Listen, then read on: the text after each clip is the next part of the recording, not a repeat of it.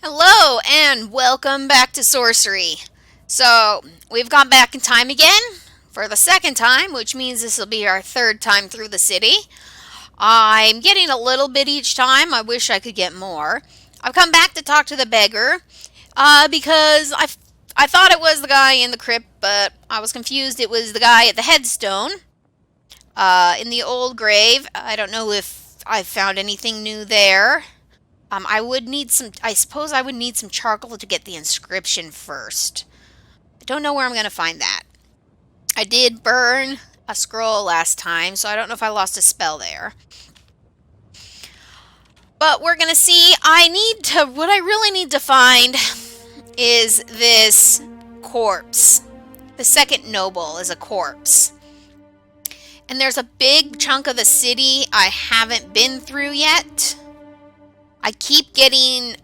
I've never been through the Fallen Quarter or the halls. This whole section down here, I've never been through. Oh no, this is where the church is. So I'm wrong. So I'm missing something. I'm just not sure what. Also, I might be able to win at dice against the assassin this time. I was doing pretty good until I got to the assassin. I didn't fight him. He stepped back, and with that, the fight seems to drain from him. He sits down, suddenly sad. Very well, he moans. I suppose you're right. I can't defend the city on my own. You're very brave. Am I? He asks, looking up. I don't feel brave. I'm still alive. Does that make me a coward? He shivers. You don't have any food, do you? No. I'm sorry. He shakes his head. No matter. There's plenty of meat and grassful. Maybe next time I come back with some food. Next time. I am not expecting to make it through again. I've only got 2 lines. You take pity on the man. Come with me. I'm going into Kare. The soldier considers your offer. You're sure? I know the word for the wall, but they will not let me through the gate. Sounds like we can help each other. He clambers to his feet. A gleam of hope enters the poor man's eyes. Very well then, stranger. A trade. Well, this is new. Beggar walks a few strides ahead, the ghost of a military pace in his step. What's your name? Captain Thomas of the 4th Legion, responsible for the southern perimeter, my lady. Some reason I thought this guy was a ghost. He knocks his bony heels together. At your service.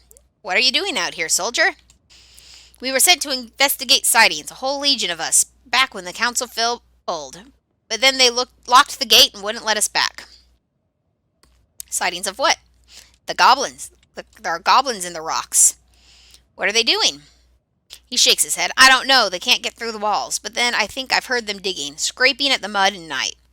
The path winds through gorse and thick grass. Kare squats in a basin in the hills like a stagnant, festering pool. You turn one corner, then another, and then the stone walls of the city are looming before you.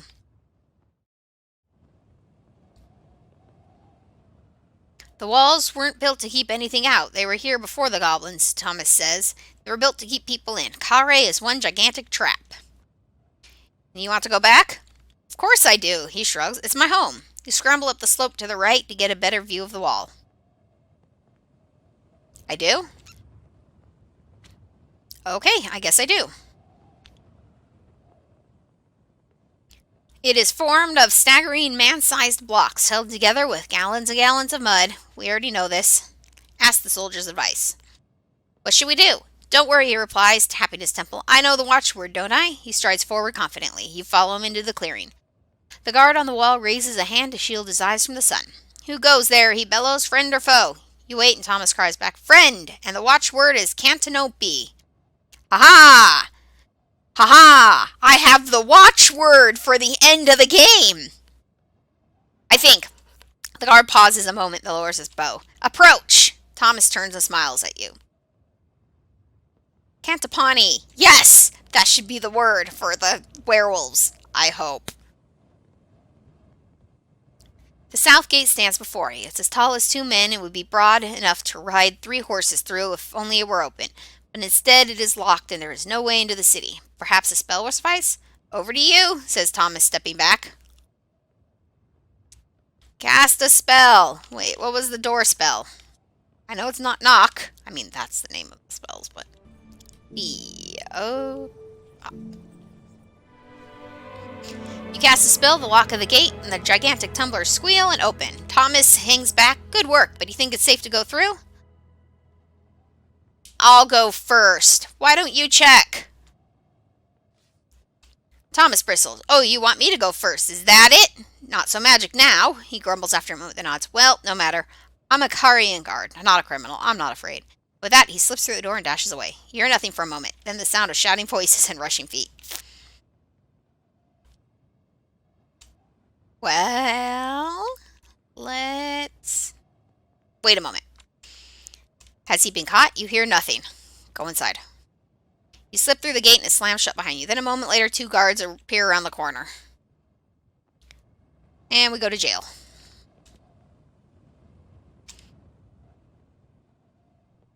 And we know this guy. We already know how to play the game.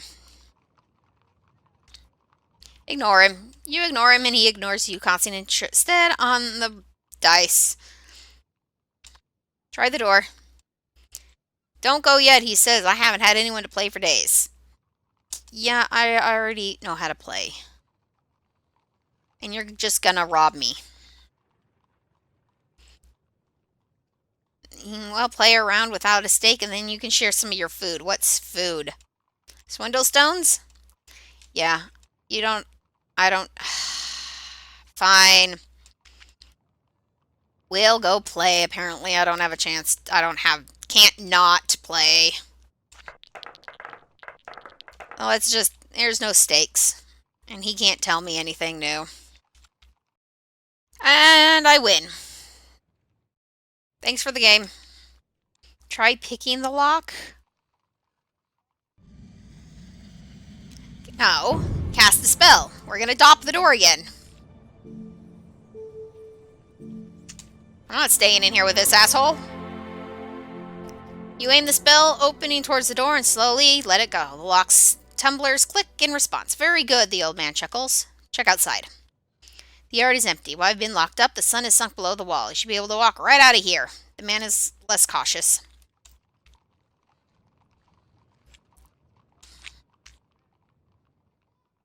The old man is spry and quickly far ahead of you.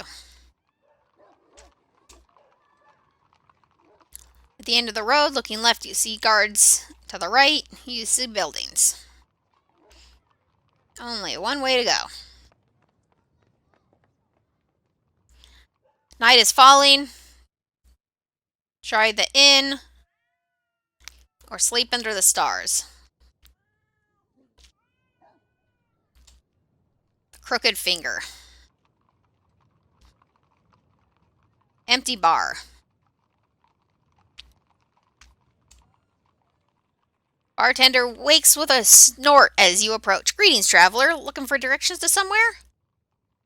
How much does it take to get a room and some food? 7 gold. Do you play Swindlestones? A fair game. He clearly doesn't trust you. He swoops his space across the bar top. What's the stake? Just for fun. Can't play without a bet. So what have you got? Sure, 4 gold. I did really good last time. Let's see if I can do really good this time.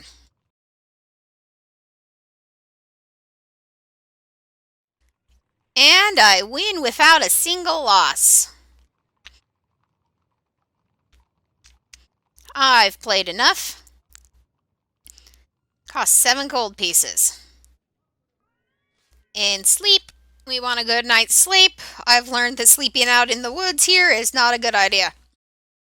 After your long day of walking, the thought of a real bed is a welcome relief. You settle down, turning over in your mind what the old man in the jail told you of the 4 spell lines. We already know this. Settling into the straw mattress, the city sounds drift on the night air. Dream. Your dreams are of the wall, like a towering monster drenched in moss and slime, and the gate is wide open maw. On its back is a host of guards, chanting a mantra too quietly for you to hear. As you watch, it reaches down with fingers made from flagpoles and skewers the old beggar man, lifting him into the air. Yes! Meanwhile, the one-armed prisoner throws the knuckles of his missing hand under the bench. You can see a crown on the far side of the gate. Next morning, feeling full up for it? Need anything? I'll take a few provisions. Innkeeper shakes his head. No food. Try the flayer's hut. He does a good stew. Last time I went there, I killed him.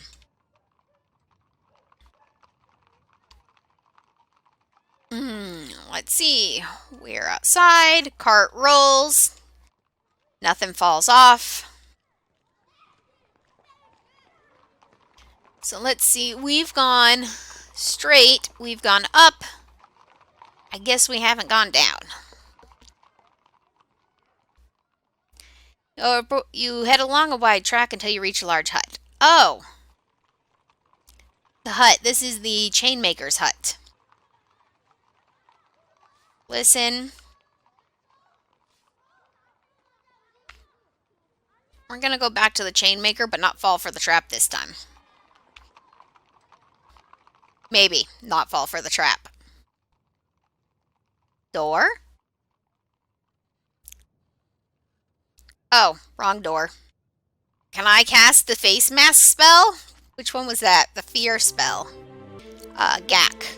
Can I cast Gak? I cannot cast Gak. FHRM.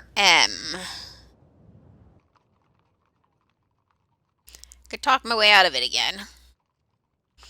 But I might end up buying something. I know I can talk my way out of it. I heard nothing, the chainmaker growls suspiciously. Exactly. He stops and thinks about this. I understand, he says. All right, so, he halts his approach. You want chains? Looking for a chain to buy. Anything interesting? Another magic chain. How much does it cost? All my money. That's all my money, and I need to buy food. Leave this place. You abandon the search and step into the path.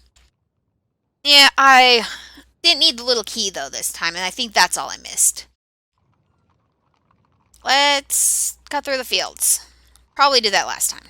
Don't remember first time through. Strike out across the fields, away from the path, heading towards the rising land of the river. Somewhere in the center of the city are docks. You crest the rise, intending to get a view of the land, and pause from a shout behind you. It's the shh of a dagger drawing from a sheath. Cast a spell. Can I cast 6 again? And the guy runs away again. Once I got there, I was like, yep, I know, I went that way last time. Path winds through fields. Fences. This was that guy's house. So what I was thinking is I could use the mask to talk to creatures. Instead of scaring the little guy in the cupboard, I wonder if he could give me anything. On the other hand, I've already gotten all the information I need about Titha. I wonder what else, if it has, like, new magic things in it. Doesn't hurt to go through. Oh, this was the field of grass. No, we don't want to go back in there. This was the field with the mud monster. So we're going to keep going. I guess I don't get to go to the guy's house again. That's too bad. Small hut. I can get some food from this guy. I try killing him again. I could easily kill him again. I like that box of yours. Are you one of Theta's men? Yes, that's right. Thought so, he replies, smiling. Then a moment later, he's thrown one of his knives, catching a deep wound. Alright, what do I have to work with? That was unfortunate. Big D, little d, and W, J. Was it the big J or little J? Is there a little J? Jig. Make him dance! You cast a spell and begin to play your pipe. The music is merry and cheerful, and the creature cannot help but dance, his tentacles clapping together in time to the music. Soon he is banging pots and pans to the rhythm as well. Go for the box. Reach the box and flip it open. You have to stop playing. The minute you do, he swings at you. You manage to grab something, then race before you can see your prize. 2 gold pieces. Alright. Let's go this way. Don't know if I've been this way. Follow the road as a slight rise into a hollow. At the very bottom is a solitary thatched hut with a curious wispy creature outside. In the distance, the road rises once more towards a large building with a domed roof. A doomed roof. The statue depicts a man of sorts with long, spindly limbs, sharp-edged and cruel. Its hands are pressed together before its body as though in a prayer to one of Kare's many gods. Round its neck hangs a locket of what looks like solid gold. The locket looks valuable, but you'd have to get closer. Examine the hut. Hut was thrown up in a hurry, its walls patched with mud and clay. Statue suggests it could be a shrine. What spells do I have available? F, H, S, G, and little m. Should run a sus on this. Like, suss out the right... suss out the right thing to do. S.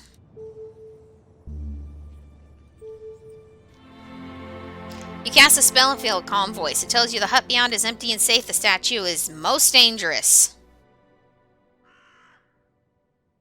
We'll leave the statue alone. You step inside. The first thing you smell, thick and blood like a butcher's shop, is something you kick and rattles across the floor. Pick up the bone. There are teeth marks.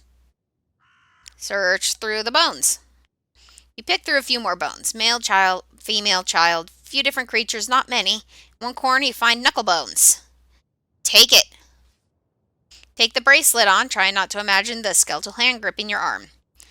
A little sticky and trickles through a little sickly light trickles through the windows. You look around the corners of the hut, few piles of ragged clothing, presumably torn from the victims' bodies. A shadow falls across the doorway for just a moment. Digging through the clothing, you unearth 5 gold pieces. I know it's empty. My sus just told me that. So we're going to leave quietly.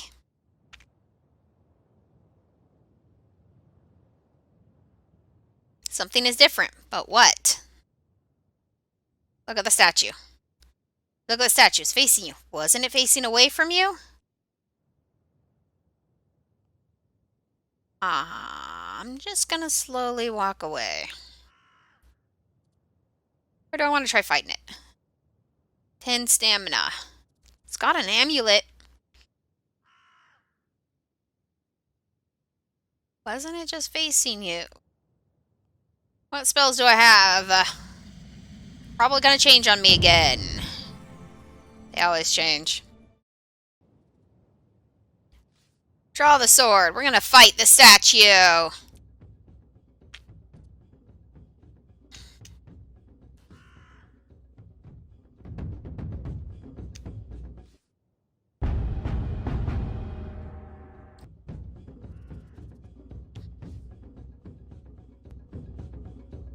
That went perfectly well. Flawless fighting. With the mantis man defeated, the streets fall quiet once more. Search the body. The only thing of interest is the locket, which turns out to be a sun jewel. You pocket it. What the hell is a sun jewel? Let's continue along this road. The road leaves the fields, heading back between 2 buildings. To the left, a short track leads away and you hear the distant sound of chanting. A squat building at the end of the track sits in a patch of neatly tilled field. You make out a few figures in bright orange robes. The short track ends in a low building surrounded by figures in long robes. They are monks. A few work the fields around the buildings, while others sit in contemplation of the sky, the wrinkles on their faces, or the soles of their feet. One monk greets you with a nod of his head. You step past him to enter the monastery, but the monk reaches out to take your arm. You are forbidden, he says. My apologies, but women are not allowed inside. My apologies. The monk smiles. Welcome to our humble monastery. He puts his palms together and nods. Friends, sit down beside me and we will talk. Monk pulls out Knucklebones. Swindlestones. Game I have contemplated for a long time over these walls. What's the stake? Monk smiles. I am a monk. I offer nothing and ask money. Nothing. Sure. Maybe you'll give me some information while we're playing.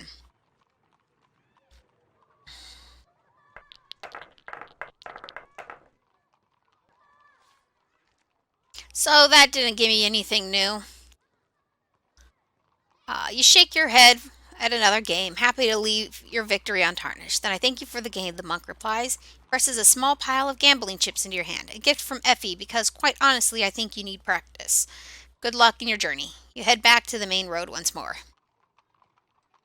Gambling chips, huh? The doomed building.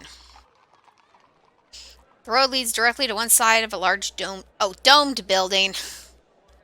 It's some kind of sprawling covered market. Looking left and right, you see several other roads through different archways. A group of serpent heads are passing by. You stop one. Greetings. What is this place? The serpent head looks back at you, unimpressed. It's the artist's quarter. They have to have a roof over them or their paint's run and they complain. Nothing worse than a complaining artist, remarks the second creature.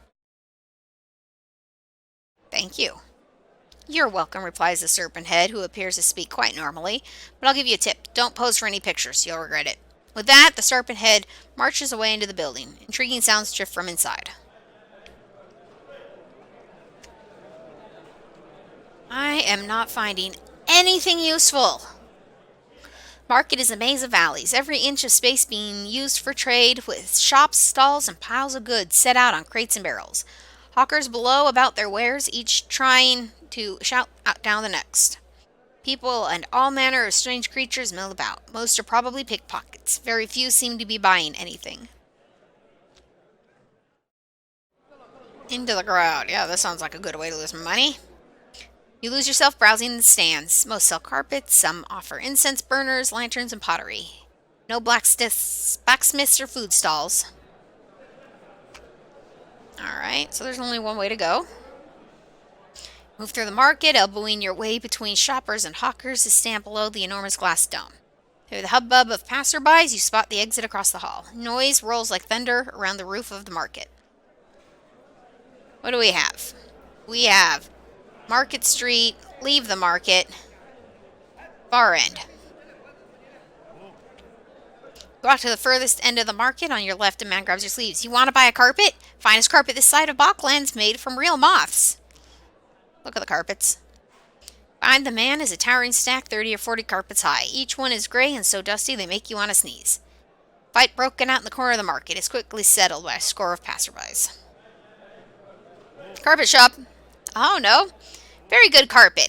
How large a size you want? Size of bed, size of room, size of palace garden? I give you the same price. He drags the carpet to show you. Look at the carpet. Carpet, it seems to be made from about 100,000 moth wings stitched carefully together. Color is a dim gray. How about this? He hauls the first carpet to the door, then heaves out another. The rugs aren't light, and he huffs and puffs as he moves them around. Show me your very best carpet. Certainly! Here is one made of fine buzz moth. He hefts the second carpet on top of the first and pulls out a third. Something rolls out from under the last carpet on the floor. Look at the thing. You're distracted by the movement, but he misreads it for a shake your head. Whatever it was rolls under the edge of one of the other carpets. Perhaps something more expensive for your home. He stacks the third carpet on the fourth by the door and pulls out a fifth.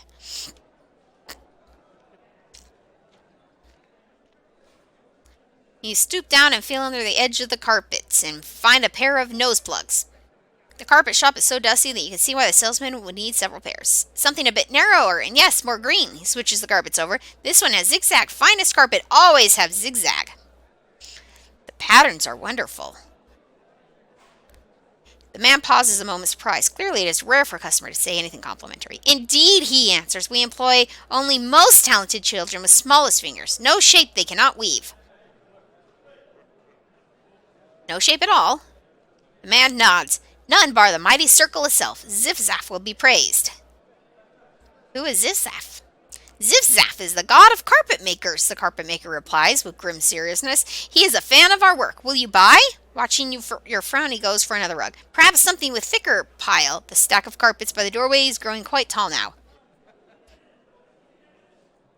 Wonder what spells I might be able to cast here. SNHYT. Is there a reason I would want to cast Nif? I just got the nose plugs. How about I cast a tell? Just to see what happens. You slip the cloth skull cap and cast your spell, turning to carpet cellar slots. He is thinking about a pile of carpets building up by the door, and if how he just shows you a few more, you'll be trapped. This next carpet made by slaves of shield maidens of Lume, he declares, extremely rare. But when it happens, it looks much like the same of the others. And this is why we want to use the spell book. Nif. This is why we want to cast a spell. You cast the spell, flinging the low shop with a thick, noxious vapor which would be stomach-churning, except you stick your nose plugs in to avoid it. However, the carpet seller seems completely unfazed. You're amazed. Until you notice he is wearing nose plugs himself, presumably against the dust. As he pulls out another carpet, you begin to realize he's completely blocked the door of the shop. At that moment, he whistles. You spin around to see two gnomes sitting on top of the carpets, holding a rug between them. They rush forward, moving past you on either side, rolling you up in the carpet. Wait. A moment later, the world overbalances. You have been hoisted on your captor's shoulders and are being carried out of the shop. Wait. Ow! You're bounced along, a tiny circle of light at one end of the roll, and soon you can catch the smell of rotting fish. You are dropped to the floor. A moment later, you begin to spin. Now the carpet has been tugged. You roll forward and you are free, and then you are falling.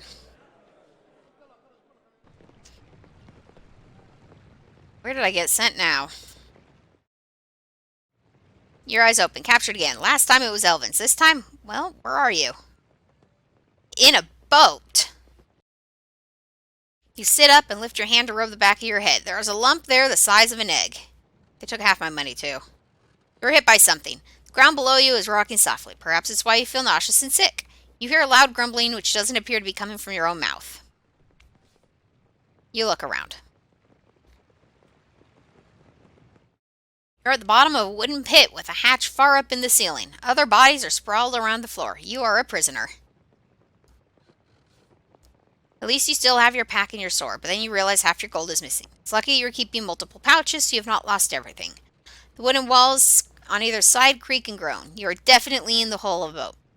Someone taps you on the shoulder, and you look around to see an old man. It takes a moment to place him. It is Thomas, the old soldier you met by the city walls. From bad to worse, he remarks. I think being trapped outside the city was better than being trapped in here. We'll escape. He laughs. Don't see how. His face turns serious. But we gotta get out somehow. If we stay down here, something terrible will happen. I'll get us out. Thomas looks desperate. Maybe you can do some of that. He waves his hands in a poor mimicry of magic. You know, like you did before. The other prisoners around you groan and sigh. You cannot understand what they say, however. They all seem to speak different tongues. I have a spell book for that. I only have 5 points left. Rap. If you don't give me rap in this situation, I don't know what the fuck it's for. You pull the wig over your head and cast a spell. Around you, the strange grumblings and groanings of other prisoners turn into language you can understand. Most are complaining about their headaches or wondering where their purses are. The spell will not last long. Come up with an escape plan. You gather the group of prisoners. We need an escape plan, so get thinking. They look to one another blankly. After a few minutes, one of them begins to cry. You feel it fading. Find out where we are. Are you mad? This is one of Vic's slave ships. We're going to be slaves. The spell vanishes like a bursting soap bubble, and the prisoners go back to grunting and whining. Cast a spell. I don't have a big. That's unfortunate. I want to try that. Well, let's see if there's any doors I can open. I may not be getting out of here. Door open. cast a spell and the hatch in the ceiling opens. Sweet fresh air pours in, but the hatch is still too far away to reach before you can climb your way out. One of the men on top pulls it shut once more. Oh, fuck. We'll just wait. Draw your heels up and wait, confident an opportunity to escape will appear. Then, as though on demand, the hatch is open, something blocks the light, and then the light returns, bathing the edges of a wicker cage, which the crew are lowering down on a rope. Other prisoners react immediately in different ways. Some scramble away, trying to get as far away from the cage as possible. Others wait underneath impatiently and begin jumping, trying to climb their way out. A little present from Vic, calls one of the guards with a laugh. Wait and see what it is. The cage swings lower and lower, and you begin to see it moving. There's something inside. Suddenly, a fanged jaw appears between the wicker bars, and prisoners jump back in alarm. Thing in the cage snarls and roars. Some kind of wolf? Rope goes slack as the cage hits the deck, and so does the cage fall open. I could really use some healing right now. You raise a prayer to the ape, but nothing seems to change. The creature inside that growls. Alright, well, which one's the, mask of fear? Gak. Do I have a Gak? Please tell me I have a Gak. Little G, little G. You cast a spell, place the mask on your face. The other prisoners begin to flee directly into the path of the werewolf, and the werewolf itself clears a space around you, leaving you free to move around the deck. Climb the rope. While the spell still holds, you quickly grab the rope and begin to shimmy up. The screams from the prisoners help you climb faster until you're just below the hatch. You hear the voices of the guards above your head. Hang out for a second. You loop the rope around your leg and hold stable, and hang there. Below, the werewolf is tearing through prisoners. Blood mixes with seawater across the hull of the boat. The screams are changing from terror to animal rage. The air crackles with static and fur, and even as you watch, there are suddenly 20 wolves below, then 30. Then as much as you look, you cannot see a single creature who's not a wolf. The bottom of the hole swarms as though filled with rats. "Haul up the cage!" shouts one of the guards from above. "Quickly now! We don't have all day!" Hang on. You hang on the rope as it's hauled out of the hold and you're dragged onto deck. The guards are surprised to see you, but they're also busy with the rope, but they cannot react. "Here!" a slaver shouts. "We've hooked one like a fish!" The slavers stumble back. Half of them seem drunk and the other half look stupid. There is still a chance to escape. Escape! I don't know if this is going to get me anything. But, it's something different.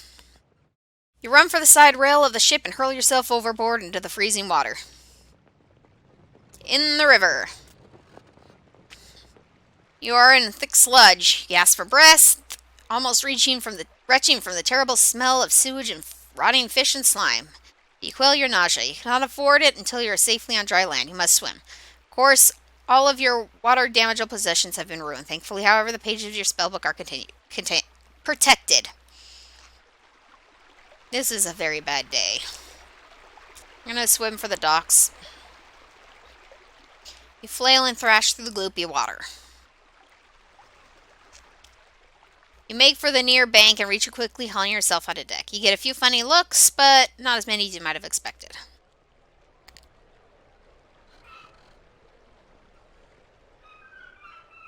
Market traders begin to set up their stalls, fighting and threatening each other to get the spots closest to the ships.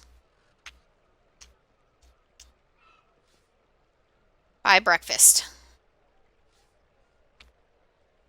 Buy a slice of bread. That got me absolutely nothing for the day. And that is unacceptable. That is absolutely unacceptable. I'm not going to waste half a day. I want the nose plugs. Wondering if I can get the nose plugs. I've already wasted one day. I'm not going to waste another day. Nose plugs. I don't want a carpet. He smiles at you, a smile as broad as the horizon. Perhaps something with a thicker ply. I really don't want a carpet. Leave the shop. You make to leave, but the man catches you on the arm and quickly lets go to show you he means no harm. As he pulls another carpet, you begin to realize. Race for the door.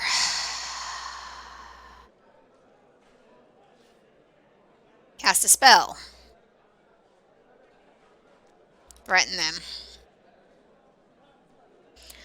Alright, so there's no way to get the plugs. So with that, we'll come back to the market and we'll avoid the carpet seller because I am not wasting an entire day. I need more clues. And that's just how this day's gonna go. At least we know what happens when we get to a ship. Anyway, I'll see you in the next one.